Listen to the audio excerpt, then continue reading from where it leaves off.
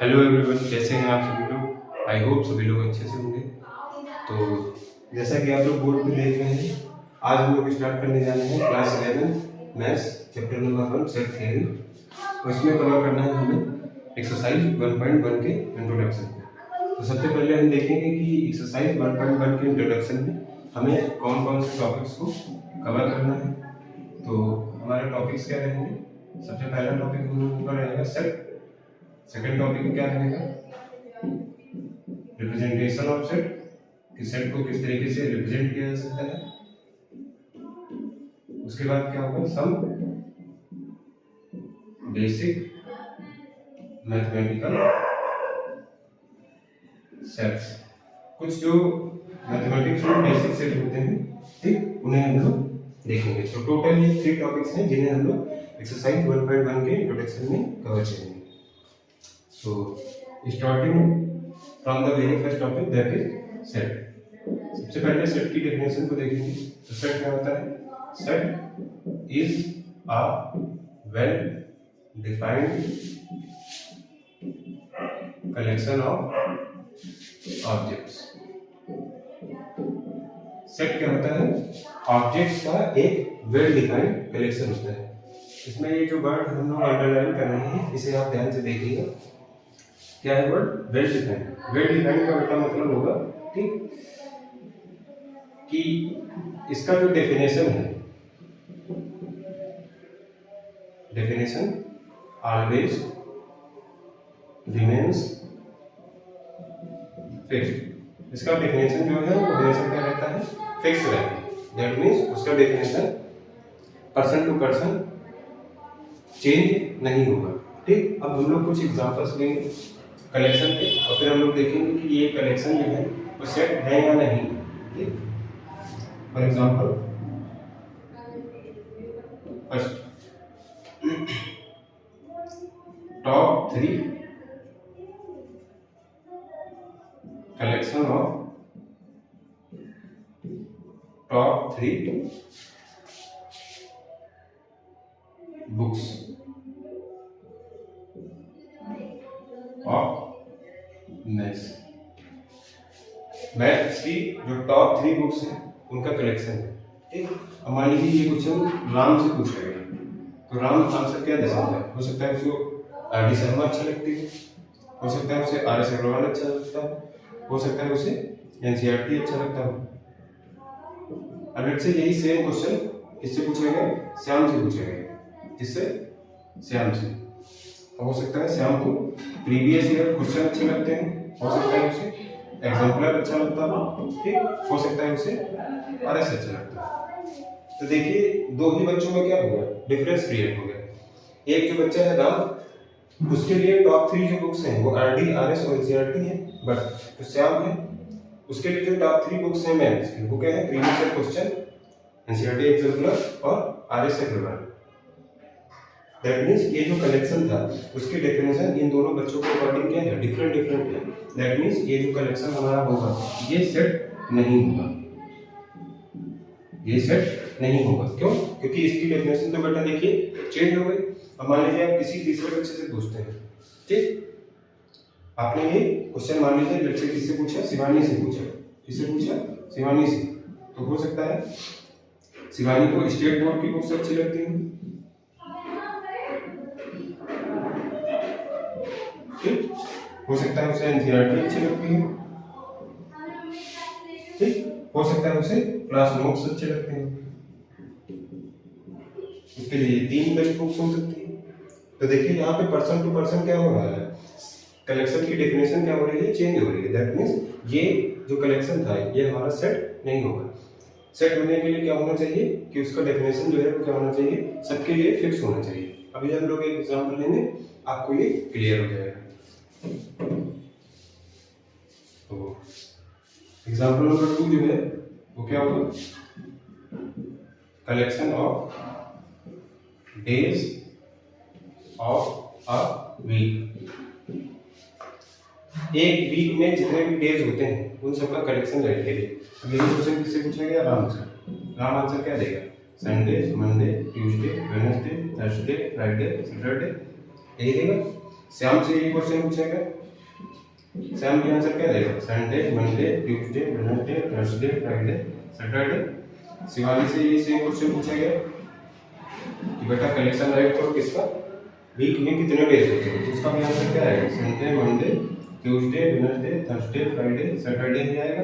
That means आप देखिए ये जो बेटा हम लोगों का कलेक्शन था, इसकी डेफिनेशन जो है वो तीनों ही बच्चों के अकॉर्डिंग क्या है? सेम है। सबके यही सेम डेज ही आएंगे, 7 ही दिन आएंगे, ऐसा तो है नहीं कि शिवानी में 12 दिन आ रहे हैं या श्याम में 16 दिन हो गए या राम के केवल 2 ही दिन आए। ये क्वेश्चन आप दुनिया में किसी भी आदमी से पूछिए, उसका आंसर यही सेम आएगा।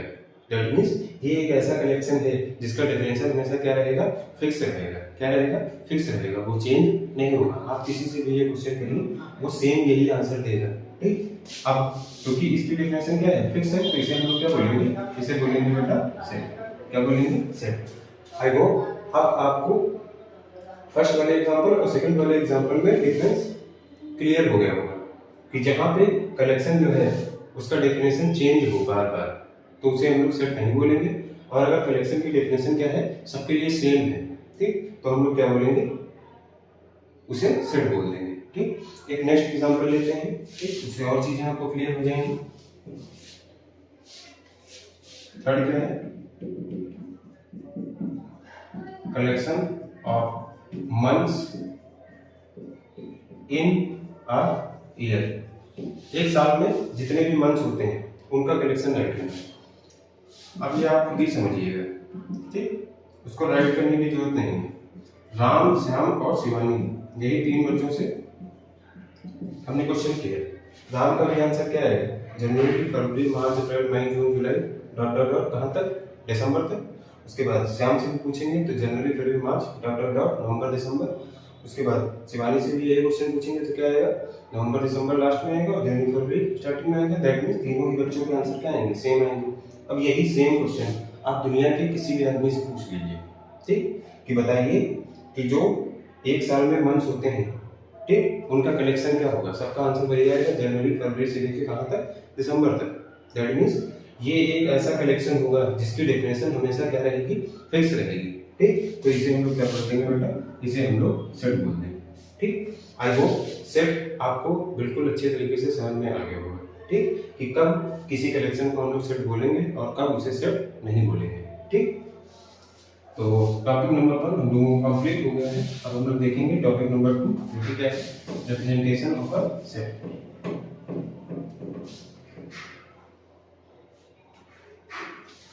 टॉपिक नंबर 2 क्या है? Representation of a set. एक सेट को हम लोग किस तरीके से रिप्रेजेंट करते हैं। ठीक, इसमें बेटा कुछ पॉइंट्स हैं, वो उनको नोट करिएगा। सेट को डिनोट करने के लिए हम लोग कैपिटल अल्फाबेट का यूज करते हैं। ठीक, किसका यूज करते हैं? Capital alphabet. अब कैपिटल अल्फाबेट सभी को पता ही होगी, A, B, C, dot dot dot, X, Y, Z। ठीक, इनमें से किसी भी अल्फाबेट का आप यूज कर सकते हैं और उसके थ्रू आप सेट को क्या कर सकते हैं? डिनोट कर सकते हैं। सेकंड क्या है? ठीक, elements of a set are written within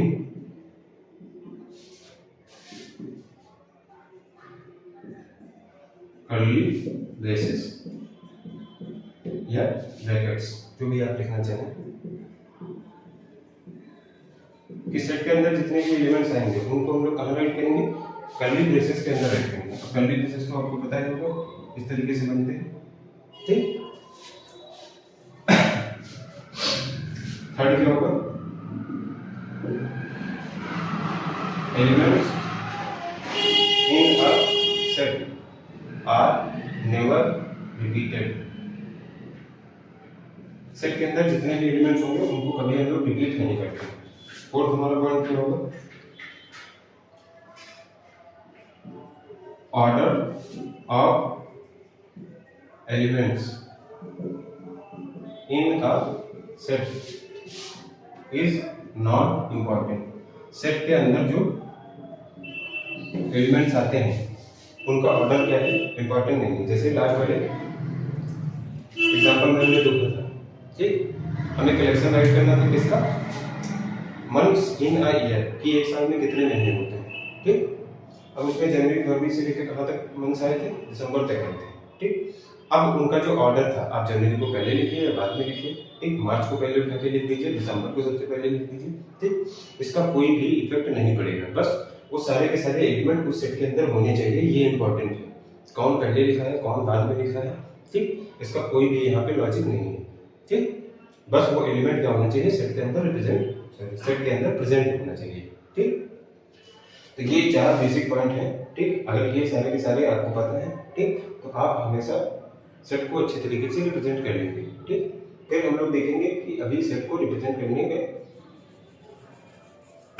set को राइट करने का तरीका क्या है। ये तो रिप्रेजेंटेशन हो गया, ठीक। सेट को किससे डिनोट करेंगे, कैपिटल अल्फाबेट से, जो कि क्या हो सकते हैं ABC डॉट कहाँ तक XYZ तक। सेट को हम लोग किस में राइट करते हैं, with in the curly braces. Third क्या होगा, सेट के अंदर एलिमेंट्स को कभी रिपीट नहीं किया जाता है। उसके बाद सेट के अंदर जो एलिमेंट है उनका ऑर्डर इंपॉर्टेंट नहीं होता है, दैट मीन्स किसी को भी आगे पीछे राइट किया जा सकता है, ठीक। अब आते हैं रिप्रेजेंटेशन ऑफ सेट, किस पे, रिप्रेजेंटेशन ऑफ सेट के। बेटा देखिए, सेट को 2 तरीके से रिप्रेजेंट किया जा सकता है। पहला जो मेथड है वो क्या है, रोस्टर फॉर्म, या इसका दूसरा नाम क्या है, tabular form.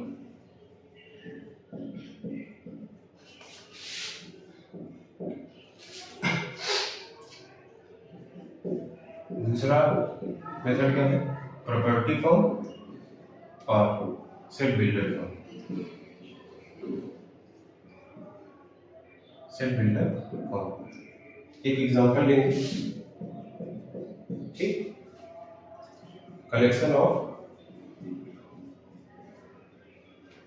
Days in a week,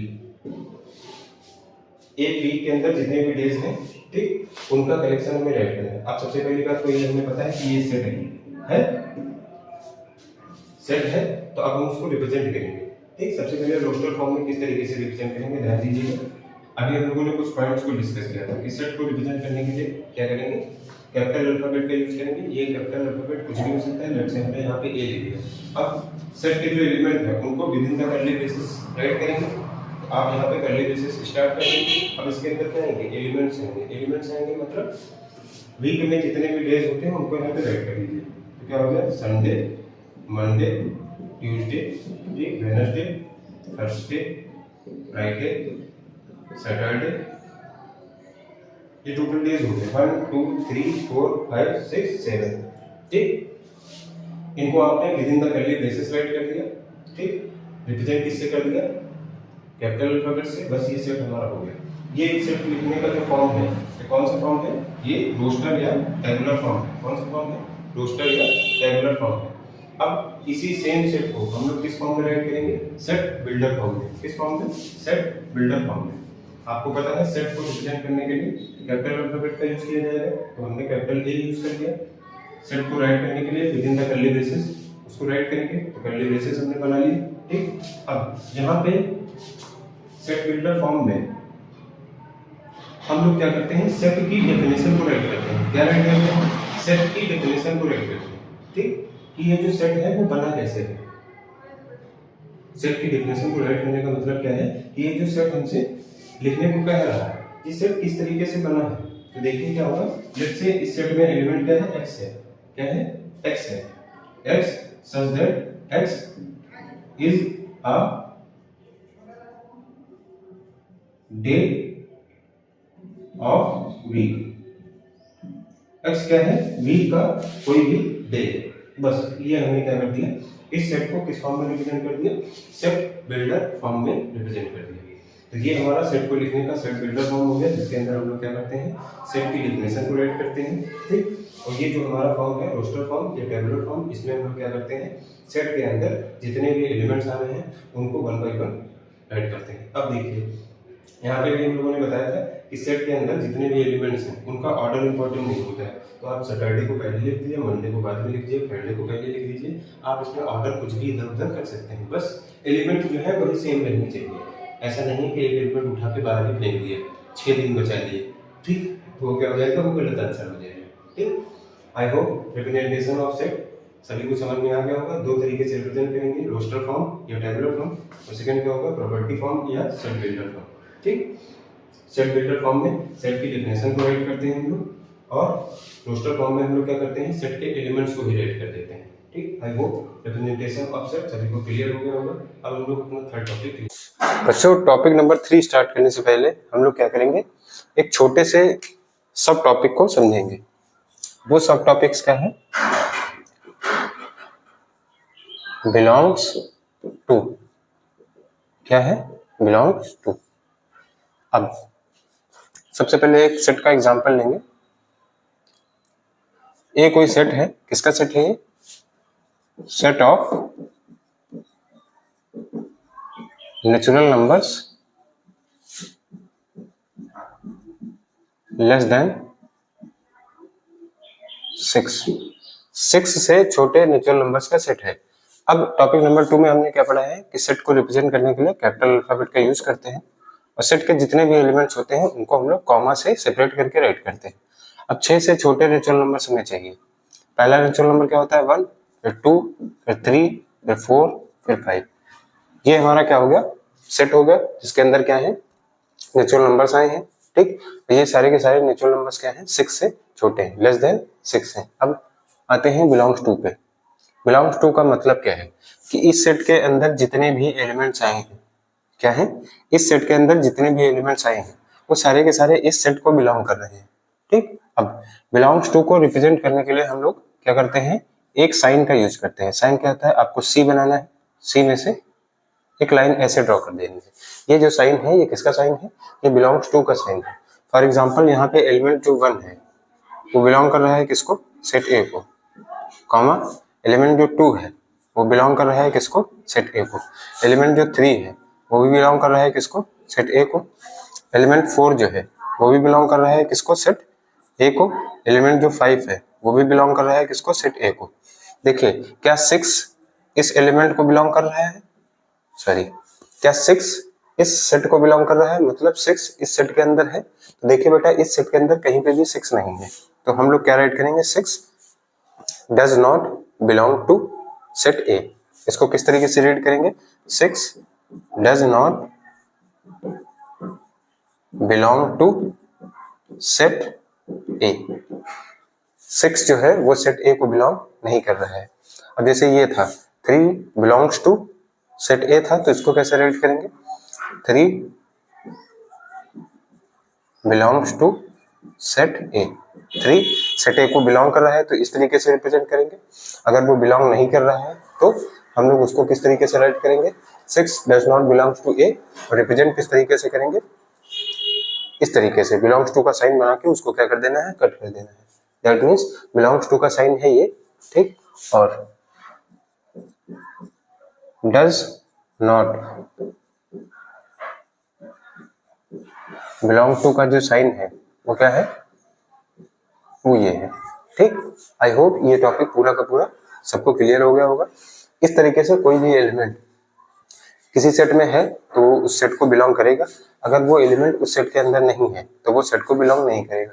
for example अगर आपसे ये कहा जाए कि does 7 belong to set A, क्या 7 सेट ए को बिलोंग कर रहा है, तो सबसे पहले आप देखिए इस सेट के अंदर कहीं पे भी 7 नहीं है, तो हम लोग क्या लिखेंगे, 7 does not belong to set A. 7 इस सेट को बिलोंग नहीं कर रहा है। लेट्स से यहाँ पे पूछा जाए डज 1 बिलोंग टू ए, क्या 1 जो है वो सेट ए को बिलोंग कर रहा है, तो yes 1 belongs to set A. 1 बिल्कुल सेट ए को बिलोंग कर रहा है। आई होप ये बिलोंग्स टू वाला जो टॉपिक है सभी को क्लियर हो गया होगा। अब हम लोग आते हैं अपने थर्ड टॉपिक पे, जिसमें हम लोग क्या करेंगे, कुछ बेसिक मैथमेटिकल सेट्स को डिस्कस करेंगे। उससे पहले आप लोग क्या करेंगे, क्लास 9th में हम लोग चलेंगे, ठीक, चलेंगे मतलब क्लास 9th का थोड़ा सा रिवीजन करेंगे यहाँ पे। ठीक, क्लास 9th और 10th में आप लोगों ने पढ़ा है क्या, रियल नंबर्स। क्या पढ़ा है, रियल नंबर्स, सभी को पता होंगे। ठीक, आप किसी को नहीं होंगे। ठीक, रियल नंबर्स बेटा दो टाइप के होते थे। कितने टाइप के होते थे? दो टाइप के। ठीक, एक होता था विदाउट डेसिमल, एक क्या होता था? With decimal. अब विदाउट डेसिमल वाले जो होते थे इनको हम लोग क्या बोल देते थे? इंटीजर्स बोल देते थे। क्या बोलते थे? इंटीजर्स। अब ये होते क्या थे? डॉट डॉट डॉट -3 -2 -1 0 1 2 3, उसके बाद डॉट डॉट डॉट। ये सारे के सारे हमारे क्या थे? इंटीजर्स थे। विद डेसिमल वाले में क्या था? डेसिमल एक्सपेंशन आप लोगों ने पढ़ा होगा क्लास 9 में। डेसिमल एक्सपेंशन बेटा दो टाइप का होता था। एक तो होता था टर्मिनेटिंग और एक होता था नॉन टर्मिनेटिंग। टर्मिनेटिंग का मतलब जिसमें रिमाइंडर 0 आ जाता था। क्या होता था? रिमाइंडर 0 आ जाता था। और नॉन टर्मिनेटिंग में क्या होता था? रिमाइंडर 0 नहीं आता था। ठीक, अब उसके बाद ये जो नॉन टर्मिनेटिंग था इसके भी दो टाइप हो गए थे। ठीक, एक था नॉन टर्मिनेटिंग, कौन सा? रिपीटिंग वाला, नॉन टर्मिनेटिंग रिपीटिंग। ठीक, उसके बाद क्या था? Non terminating non repeating. ना ही वो टर्मिनेट हो रहा है और ना ही क्या हो रहा है? रिपीट हो रहा है। अभी हम लोग एग्जांपल लेंगे नंबर्स का, सारे के सारे चीजें आपको क्लियर हो जाएंगी। पहली बार टर्मिनेटिंग पे आ जाए। एग्जांपल इसका क्या हो जाएगा? 1.2। क्या है एग्जांपल? 1.2। नॉन टर्मिनेटिंग रिपीटिंग का मतलब क्या है? कि डेसिमल के बाद ठीक कुछ पर्टिकुलर डिजिट्स क्या हो रहे हैं? रिपीट हो रहे हैं। नॉन टर्मिनेटिंग रिपीट का मतलब क्या है? ठीक, कि रिमाइंडर 0 तो नहीं आ रहा है, ये बात तो क्लियर है, बट कुछ डेसिमल के बाद ऐसे डिजिट्स हैं जो रिपीट हो रहे हैं। ठीक, तो 1 पॉइंट जैसे 2 3 2 3 डॉट डॉट डॉट इस तरीके से आ गया। यहाँ पे देखिए आप क्या है? डिजिट जो 2 3 है वो बार बार क्या हो रहा है? रिपीट हो रहा है। नॉन टर्मिनेटिंग नॉन रिपीटिंग का मतलब क्या है? कि पहली बार तो रिमाइंडर 0 नहीं आ रहा है, लेट्स से 1.2 हो गया। अब ये रिपीट भी नहीं हो रहा है, जैसे 2 3 4 0 3 5 6 डॉट डॉट डॉट इस तरीके के नंबर्स। ठीक, तो ये देखिए रियल नंबर्स था। रियल नंबर दो टाइप के, एक होगा विद डेसिमल, एक होगा without decimal.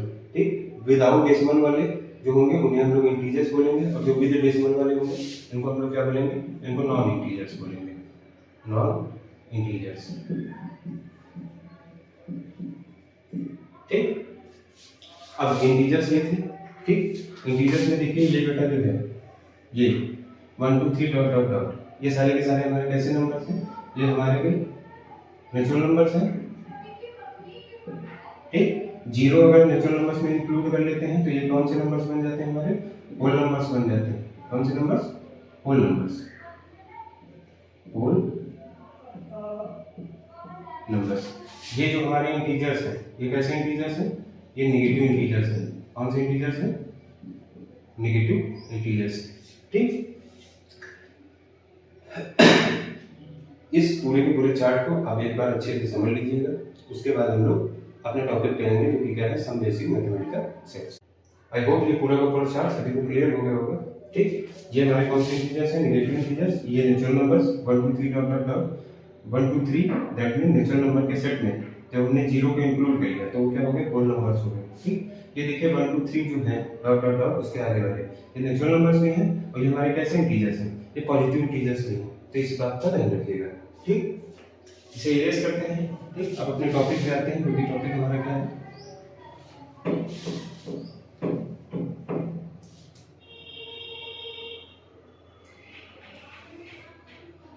Some basic mathematical sets.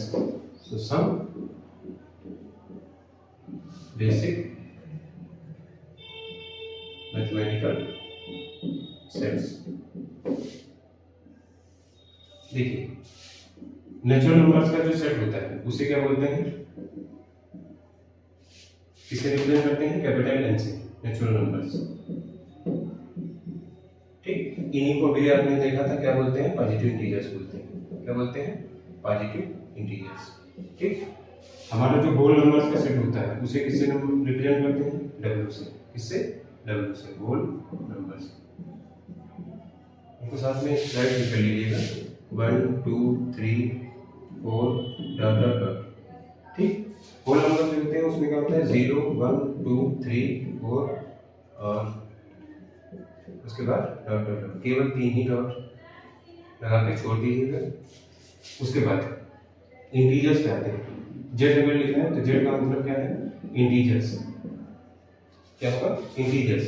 ठीक, अब इंटीजर्स में क्या होता है dot dot dot -3 -2 -1 0 1 2 3 dot dot dot. ये सारे के सारे हमारे क्या है इंटीजर्स है। अब अगर बेटा जेड प्लस लिखा है, क्या लिखा है जेड प्लस, तो इसका मतलब क्या है पॉजिटिव इंटीजर्स है, पॉजिटिव इंटीजर्स। अब पॉजिटिव इंटीजर्स हमारे देखिए क्या है यही है। तो आप n लिखें या जेड प्लस लिखें, दोनों का मतलब क्या है सेम है, तो इसको इरेज कर देंगे। ठीक, लेट्स से अगर जेड माइनस लिखा है तो इसका मतलब क्या होगा, इसका मतलब होगा नेगेटिव इंटीजर्स। अब नेगेटिव इंटीजर्स को थोड़ा ध्यान से समझिएगा। नेगेटिव इंटीजर्स बेटा क्या होते हैं लेफ्ट साइड से शुरू होते हैं। कहाँ से शुरू होते हैं लेफ्ट साइड से, सॉरी राइट साइड से शुरू होते हैं और कहाँ जाते हैं लेफ्ट साइड में जाते हैं। फॉर एग्जांपल -1 -2 -3 ठीक -4 डॉट डॉट डॉट। ये हमारे कैसे इंटीजर्स हैं, ये हमारे नेगेटिव इंटीजर्स हैं। उसके बाद जो हमारे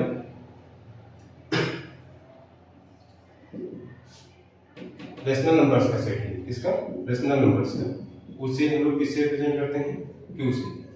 अब क्लास 9th और 10th में आपने पढ़ा होगा कि रेशनल नंबर क्या होते हैं, ऐसे नंबर जिनको p मान क्यू फॉर्म में रिप्रेजेंट कर दिया जाता है जहां q की वैल्यू 0 के इक्वल नहीं होती।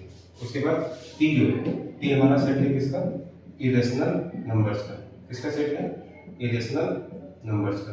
अब इरेशनल नंबर क्या होते थे जिनको p मान क्यू फॉर्म में राइट नहीं किया जा सकता है। ठीक, उसके बाद सबसे इंपॉर्टेंट जो सेट है ठीक वो क्या है सेट ऑफ रियल नंबर्स। किससे रिप्रेजेंट करेंगे बेटा कैपिटल आर से। ठीक, यहाँ पे एक बार फिर से आप इसको समराइज कर लीजिएगा। ठीक, ये कौन सा सेट है और उसे किस तरीके से रिप्रेजेंट किया जाता है, उसके अंदर कौन कौन सी वैल्यूज आती है। ठीक, आई होप एक्सरसाइज 1.1 का इंट्रोडक्शन जो है वो सभी को क्लियर हो गया होगा। एक बार इससे वीडियो को फिर से आप रिवाइंड करके देख लेंगे तो आई होप सारे के सारे टॉपिक आपको क्लियर हो जाएंगे। नेक्स्ट लेक्चर में हम लोग क्या करेंगे एक्सरसाइज 1.1 के जितने भी क्वेश्चंस हैं उनको 1 बाय 1 डिस्कस करेंगे।